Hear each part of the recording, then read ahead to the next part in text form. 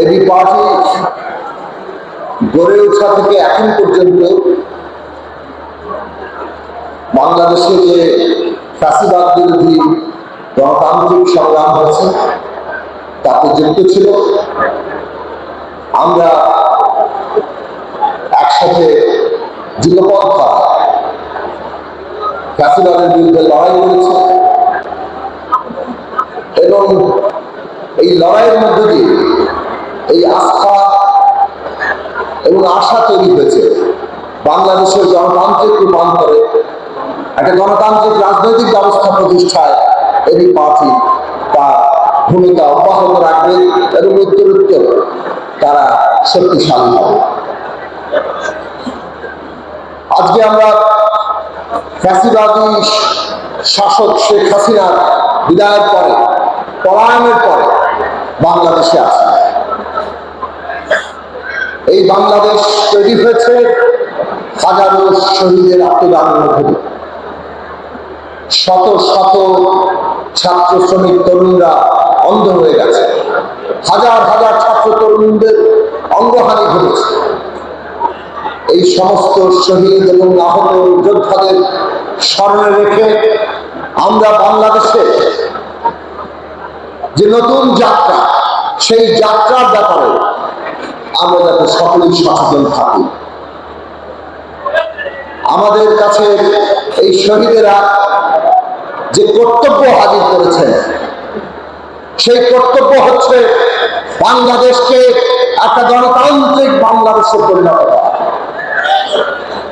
বাংলাদেশের সার্বভৌমত্ব যদি আমরা রক্ষা করতে চাই, বাংলাদেশে একটা গণতান্ত্রিক রাজনৈতিক ব্যবস্থা প্রতিষ্ঠা করতে হবে, যে গণতান্ত্রিক রাজনৈতিক ব্যবস্থায় সকলেই নিজেকে অংশীদার মনে করতে পারে। ফ্যাসিস্টরা এমন একটা রাজনৈতিক ব্যবস্থা তৈরি করেছিল যেখানে তারা নিজেরা ছাড়া বাকি সবাইকে তারা বাইরে ছিঁড়ে ফেলে দিয়েছে এবং দেশের মধ্যে বিভাজন তৈরি করে শাসন করতে চেয়েছে।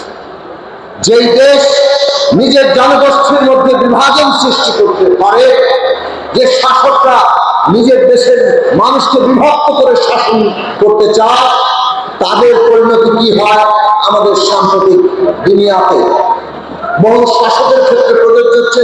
এমনকি পুরো দেশ তাদের স্বাধীনতা সার্বভৌমত্ব হারিয়ে কিংবা তার বিপর্যয়ের মুখে পড়েছে।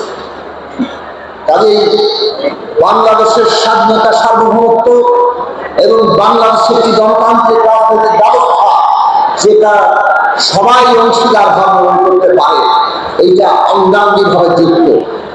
আর যদি আমরা সেই গণতান্ত্রিক ব্যবস্থায় যেতে চাই, তাহলে আমাদের ন্যায় বিচার প্রতিষ্ঠা করতে হবে।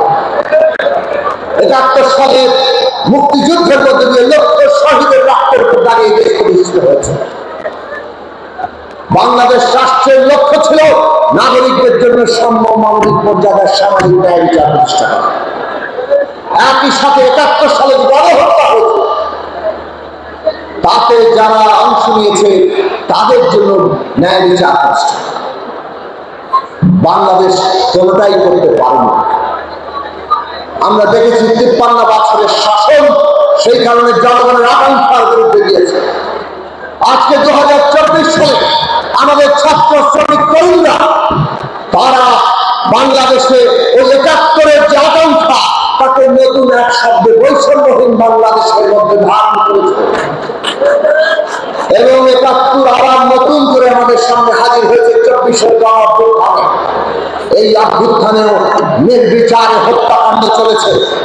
কাজেই আমরা যদি নতুন রাজনৈতিক ব্যবস্থা করতে চাই, তার প্রাথমিক ভিত্তি হবে ন্যায় বিচার প্রতিষ্ঠা করা। যারা এই হত্যাকাণ্ড চালিয়েছে তাদের প্রত্যেককে বিচারের আওতায় আনা। ন্যায় বিচারই বাংলাদেশের গণতান্ত্রিক রাজনৈতিক ব্যবস্থা তৈরির প্রথম ভিত্তি। সেই ভিত্তি নির্মাণ করতে আমরা সকলে ঐক্যবদ্ধ থাকবো। অন্তর্বর্তী সরকার সেই কাজকে এগিয়ে নিতে তাদের যে দায়িত্ব, সে দায়িত্ব পালন করবেন এবং আমরা বাংলাদেশে একটা গণতান্ত্রিক সংবিধান প্রতিষ্ঠার মধ্য দিয়ে শেষ পর্যন্ত এই অভ্যুত্থানকে তার চূড়ান্ত আকাঙ্ক্ষার জায়গা থেকে সফল করে তুলতে পারব। অন্তর্বর্তী সরকারকে বলি, ফ্যাসিস্টরা যা যা আমাদের উপর চাপিয়েছে একই কায়দায় দেশ চালাবেন না। লুটপাট দুর্নীতি করে তারা দেশটাকে ফোকলা বানিয়েছে। আপনারা এমন নীতি প্রণয়ন করুন যাতে এই লুটপাট দুর্নীতিবাদদের বিচার এবং লুটের টাকা ফেরত আনা যায়, যাতে এমন ভাবে অর্থনীতি চলে যে আমাদের দেশের যে সাধারণ মানুষ যারা সম্পদ সৃষ্টি করে তাদের ঘরে সমস্ত দায় না চাপে। কিন্তু আমরা দেখতে পাচ্ছি কি ভ্যাট, কি ট্যাক্স, কি দ্রব্যমূল্য, কি সমস্ত ইউটিলিটি, গ্যাস, বিদ্যুৎ সহ, পানি সহ অন্যান্য কিছুর দাম সবকিছু এমন ভাবে বৃদ্ধি করা হচ্ছে যাতে মনে হচ্ছে আমরা ধারাবাহিকতায় আছি, আবার সমস্ত কিছুর দায় এই সাধারণ মানুষের ঘরে চাপবে। এইভাবে অভ্যুত্থান যে লক্ষ্যে পৌঁছানোর কথা, যদি সরকার জনগণ থেকে বিচ্ছিন্ন হতে থাকে, দ্রব্যমূল্য এবং অন্যান্য খরচের চাপে জনগণ যদি নাভিশ্বাস হতে, তাহলে অভ্যুত্থান তার লক্ষ্যে পৌঁছাতে সমস্যার মধ্যে পড়বে, সংকটের মধ্যে পড়বে।